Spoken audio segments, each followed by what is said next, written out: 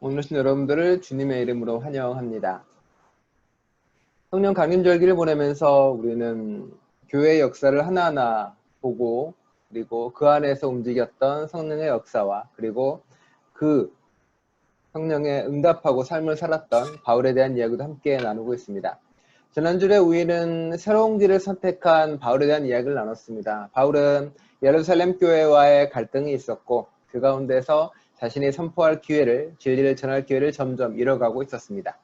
하지만 바울은 그렇다고 해서 예루살렘에 있는 교회들을 원망하거나, 그리고 그들과 논쟁하며 다투기를 하지 않고 하나님이 막으셨다는 이유를 이야기하며 그 원망과 불만을 접고 다른 곳으로 발걸음을 돌립니다. 그 발걸음을 시작으로 유럽의 서구사회에 비로소 하나님의 복음이 전해지고 있습니다. 예루살렘 교회나 바울이나 어느 누가 잘못되거나 틀린 게 아니겠죠.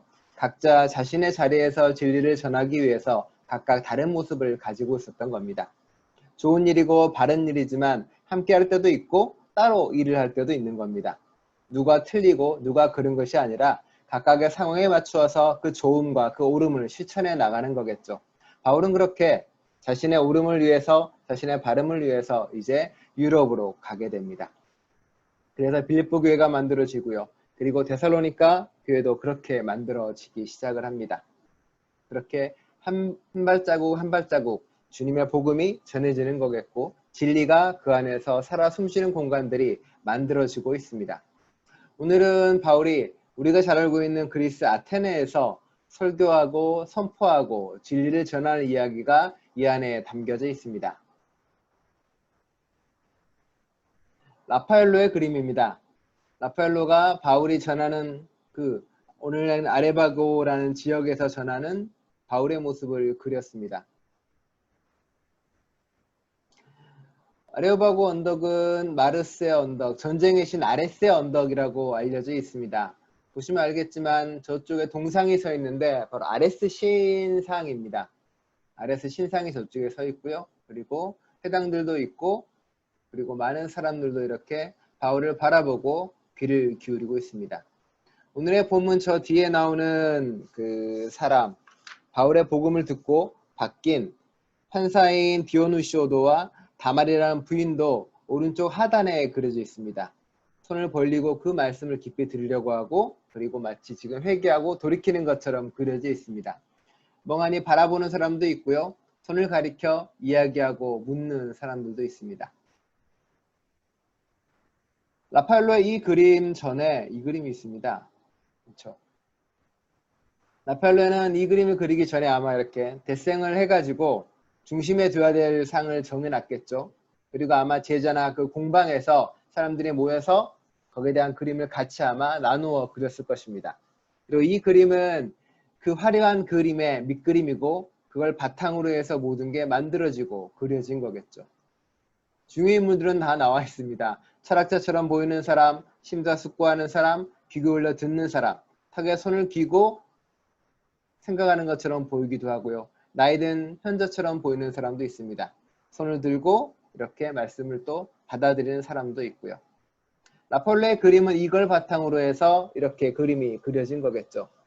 바울이 오늘 전하는 말씀도 실은 복음의 그런 중심에 있는, 복음의 진리에 들어가 있는 가장 가운데 있는 이야기이기도 합니다. 그 중에서 오늘 설교의 중심에 특한 그 구절은 우리는 하나님 안에서 살고 움직이고 존재한다는 고백입니다. 이 고백은 우리 신앙의 가장 중심에 있는 고백이고, 우리가 늘 느끼고 늘 깨닫는 고백이기도 합니다. 입으로는 이야기하지만 우리는 정작 이것을 잊어버리고 망각해버릴 때도 많이 있습니다. 우리가 여전히 하나님 안에 있고 살고 움직이고 존재한다고 믿지만 고통 가운데 있거나 힘들거나 어려울 때는 종종 잃어버릴 때도 있고, 내 즐거움이나 내 삶이 잘 풀려갈 때도 종종 망각하거나 사라져버린 이야기이기도 합니다. 하지만 이 진리가 주는 울림은 늘 언제나 우리의 가슴에 가득 차 있어야 되고, 우리의 신앙의 중심에 항상 자리 잡고 있어야 되는 고백이기도 합니다. 바울은 빌립보를 지나서 이제 아테네로 넘어오면서 주위에 수많은 사람들을 보게 됩니다. 우리가 알고 있는 것처럼 아테네는 서구 사상의 중심지이기도 합니다. 민주주의가 발전을 했고요. 그리고 수없이 많은 힐합 철학의 원산지였고 지성과 문화의 중심이기도 했습니다. 그곳에서 바울은 돌아다니면서 다양한 모습을 보게 됩니다. 많은 신상들을 갖고 거기에 절하고 그리고 그것을 섬기고 따르는 사람들을 보게 됩니다. 바울은 그것을 우상숭배라고 이야기하고 있습니다. 단순히 다른 신을 섬긴다거나 혹은 그 신상에 절하는 모습을 보고한 게 아닐 것입니다. 아마 그들의 신앙생활 속에서 그런 모습을 느낀 거겠죠. 무언가를 대가로 내밀고 무언가를 받는 거래로서의 신앙을 하는 사람도 보게 됩니다. 누군가는 하나님이 친히 두려워서 어떤 신의 진노가 두려워서 하는 모습도 보게 되고요. 거기에 묶여서 삶을 살아가는 모습 또한 보게 됩니다. 대부분의 사람들이 그렇게 무언가에 묶여서 삶을 살아가고 무언가에 묶여서 자신의 가치관을 결정하는 모습들을 바라보며 바울은 놀라고 그리고 분노할 수밖에 없는 거겠죠. 바울이 만난 하나님은, 바울이 만난 신은 자유롭게 만들고 해방하게 만들고 모든 걸 넘어서서 새로운 신비를 만나게 했지만 바울이 그리스에서 이 아테네에서 만난 신들은 오히려 사람들을 묶고 사람들을 착취하고 억압하는 도구로 사용됐다는 걸 보게 된 겁니다. 그래서 그는 비로소 자유한 신을 알려주고 싶었고 자유한 말을 하고 싶었습니다. 그래서 수많은 사람과 대화하고 이야기를 나누고 심지어는 철학자들까지도 이야기하고 나누고 있습니다. 오늘 나오는 에피쿠로스 학파와 스토아 학파는 그 당시에 중심을 이루는 철학의 계보 중에 하나였습니다. 이 당시에는 알렉산더가 전쟁을 치르고 그리고 사회도 혼란스럽고 여러 가지 문제가 많았던 시대이기도 합니다. 그러다 보니까 사람들은 절대적인 진리를 찾는 것보다는 지금 당장 눈앞에 있는 어떤 평안함을 원하고 갈구하는 마음이 컸습니다.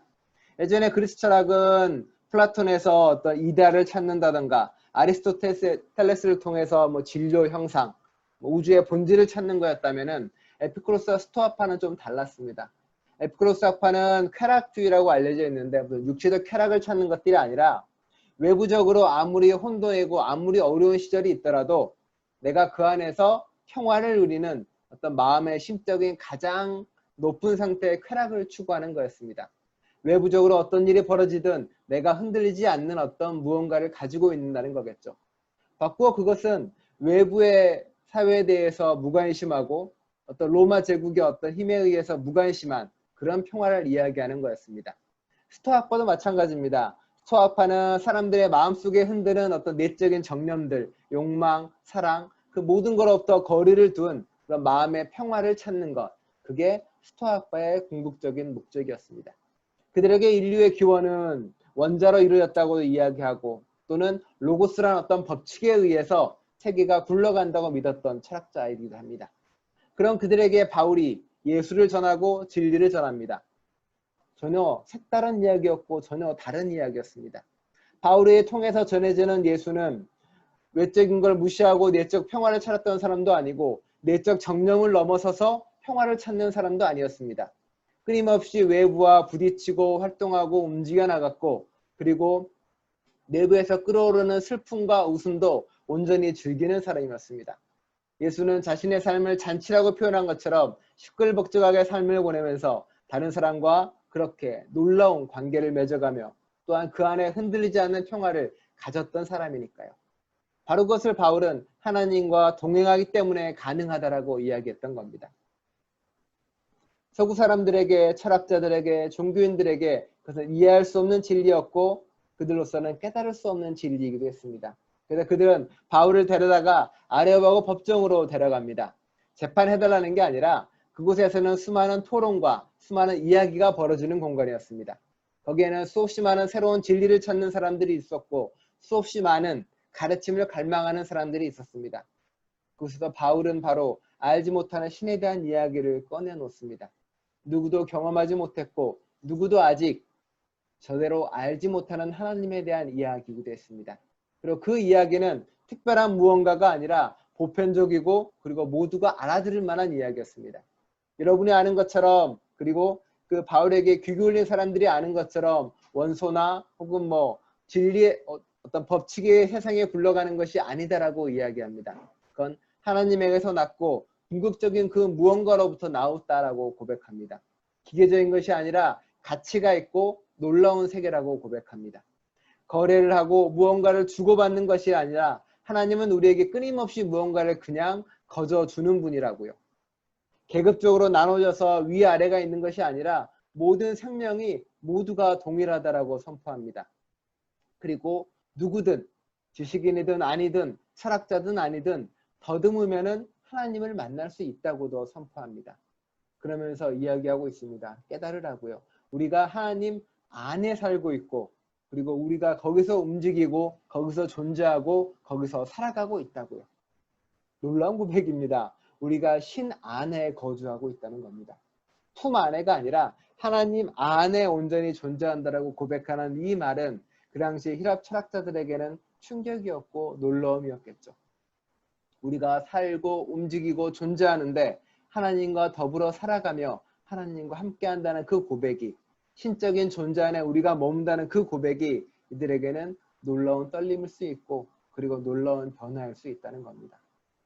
많은 사람들은 무신론자라고 이야기하고 누군가는 종교랑 동떨어진 삶을 살아간다고 이야기합니다. 물론 누군가는 종교라는 시스템이나 구조에서 떨어져 살아가기도 합니다. 하지만 그들의 삶을 가만히 들여다보면 오히려 또 다른 신념과 또 다른 믿음에 묶여 있기도 합니다. 종종 누군가는 권력과 명예에 묶여 살기도 하고요. 누군가는 미래에 대한 불안 속에 자신의 삶이 좌지우지되기도 합니다. 누군가는 정치에 모든 신경을 다 쏟기도 하고요. 누군가는 운동이나 다른 것에 자신의 모든 마음을 뺏기기도 합니다. 종교라고 이름 짓지 않을 뿐이지 그들은 어쩌면 자신의 삶을 자신의 온전한 모습이라기보다는 그저 기쁨을 주는 무언가를 주는 것에 묶여서 삶을 살아가고 있는 경우가 많습니다. 종교인이 아니라고 말할 뿐, 종교라는 구조에 속해 있지 않을 뿐 그들은 자유로운 삶을 살아가는 것들이 아니라 결국은 어딘가에 묶인 삶을 살아가고 있습니다.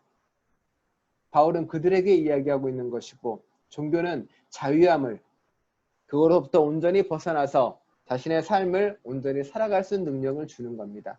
바울은 철학자들에게 그리고 여기 있는 수많은 다른 신을 섬기는 사람들에게 그 자유함을 선포하고 이야기하고 말해줍니다.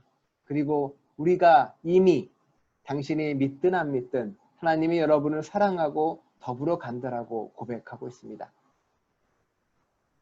오늘 공동기도에 읽었던 것은 신은 죽었다라는 말로 유명한 니체의 시입니다.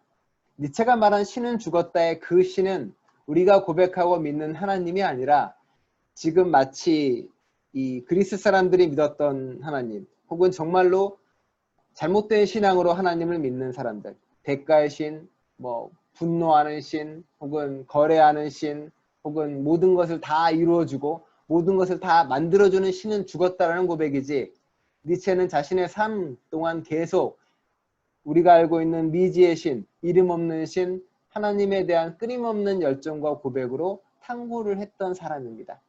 그래서 그가 쓴 시에는 이렇게 이야기합니다. 당신을 알고 싶습니다. 미지의 당신, 내 심령 속 깊숙이 파고든 당신을, 내 목숨을 폭풍처럼 정처 없이 떠돌게 하는 당신, 알 수 없는 당신, 그러면서 가까운 나의 혈육, 당신을 알고 싶습니다. 몸도 당신을 섬기고 싶습니다. 니체는 오늘의 바울의 고백처럼 종교심이 계속 있었던 사람입니다.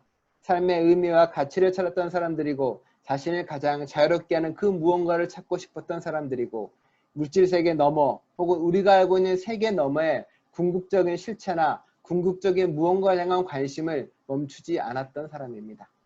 어떤 초월에 대한 신비에 대한 궁극에 대한 관심, 그 존경심을 놓지 않았던 사람들이 니체고요. 니체는 그 마음 가운데서 자기를 둘러싸고 있고 자기를 붙잡는 미지의 신이라는 존재에 대해서 끊임없이 궁금하고 사로잡히고 그렇게 살았던 사람입니다.